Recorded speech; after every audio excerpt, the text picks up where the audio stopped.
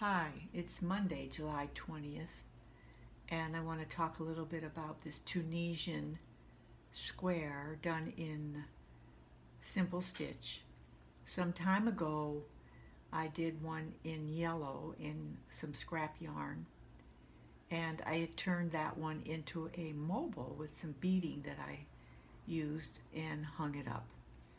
So your imagination is, whatever you want to do with these is up to you. You can add on to them by continuing making the squares, attach them to one another. This one is going to be frogged. That's why I have not clipped my yarn after I finished each section. So this was the beginning section 1 right here, and this is 2. This is the 3rd section, and this is the 4th section. And as you see, I have not joined it here because I am going to undo this.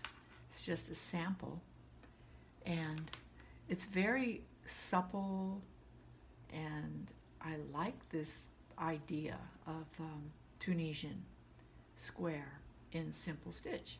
It's very simple to learn. I'm going to do the next video with the instructions, and I'll demonstrate how to do this and how to start the first section and then to join the ongoing sections.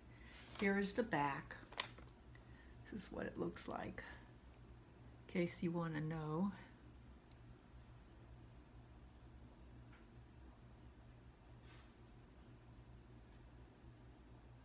And this is back again to the front. So whatever your imagination takes you to use these for, I would like to see if someone does come up with something, and maybe you could post a comment in the comment sections of what you might want to do with these.